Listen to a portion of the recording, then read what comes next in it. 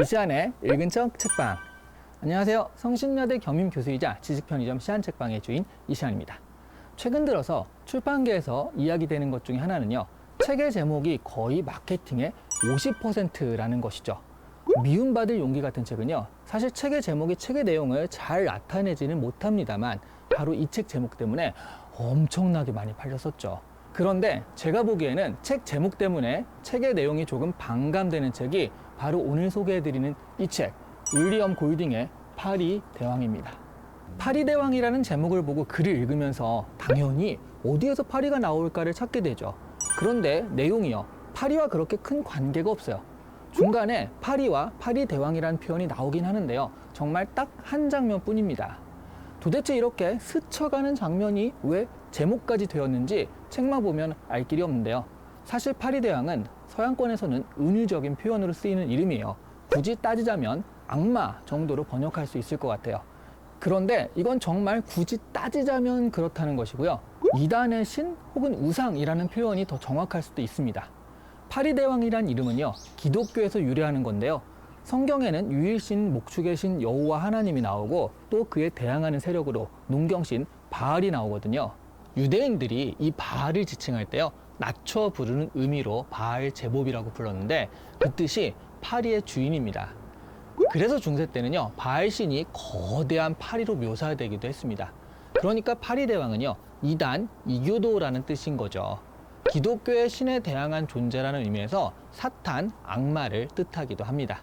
이 소설에요, 파리대왕이라는 제목이 붙은 이유는요, 인간 본성에 숨어있는 악마성에 대한 이야기이기 때문입니다. 그래서 저는 제목이 좀 살짝 아쉬운데요, 문화에 대한 이해 없이 저 제목만 보면 내용과 연결이 되지 않아서 상당히 당황스럽거든요.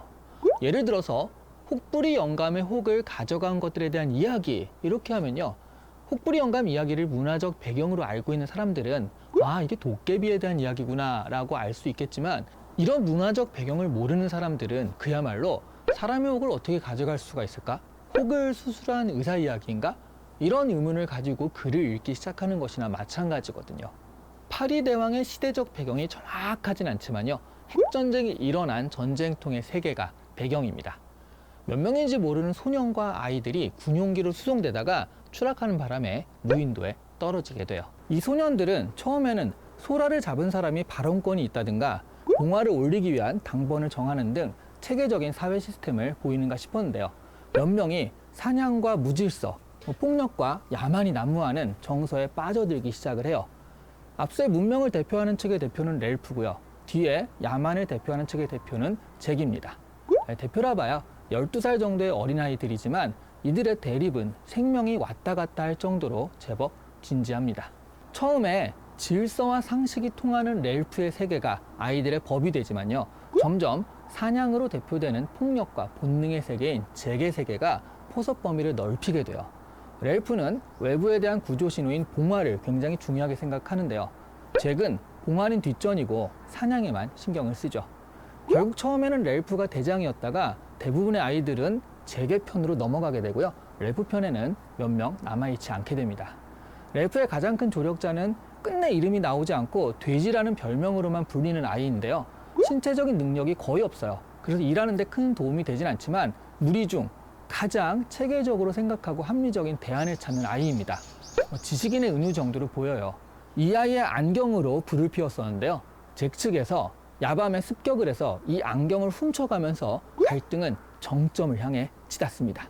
결국 이 갈등 과정에서 돼지는 죽고요, 혼자가 된 렐프는 잭의 일당에게 쫓기게 됩니다. 잭은 마치 멧돼지 사냥을 하듯이 렐프를 모는데요, 렐프는 다른 아이들보다는 탁월한 신체 능력과 임기응변으로 이 위기를 모면해 갑니다. 하지만 결국 마지막에는 거의 막다른 골목에 다다르는데요, 렐프를 쫓는 과정에서 붙은 불 때문에 일어난 연기를 보고요, 구조하러 온 군인을 만나게 되면서 이 이야기는 끝이 납니다. 제가 중간 디테일을 좀 생략하고 말씀을 드려서 줄거리가 매우 단순하게 보이는데요, 디테일을 다 말씀드려도요, 이 줄거리예요. 단순합니다.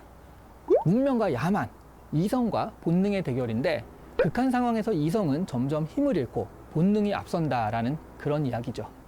프랑스 혁명의 기초적인 사상을 제공했던 장 자크 루소는요, 인간은 자연에서 매우 선한 상태라고 생각을 합니다. 그래서 그 이전에 토마스 홉스가요, 리바이어던이라는 책에서 제시했던 만인에 대한 투쟁 상태라고 인간 본성은 놔두면 악해지고 폭력적이 된다라는 분석을 비판을 하거든요. 하지만 이 소설은요, 루소보다는 홉스가 맞다라고 이야기하는 겁니다. 문명은 사람들 사이의 약속에 불과한데요, 사회라는 제약이 없는 환경에 처한 인간의 본성은요, 폭력과 야만에 끌린다는 이야기인 거죠. 이 소설 속에서도 직접 언급되는 산호섬이라는 작품이 있습니다. 1857년 작품인데요. 렐프, 잭 피터킨이라는 세 소년이 난파당한 섬에서 서로 배려하고 도와가며 어려움을 극복해가는 이야기입니다. 눈치채셨겠지만요, 파리대왕의 두 주인공 렐프와 잭의 이름이 이 소설의 주인공들과 같죠.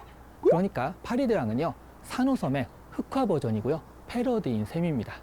골딩이 인간 본성에 대해서 산호섬의 관점과 정반대의 관점에서 써내려간 소설이 바로 파리대왕인 것입니다.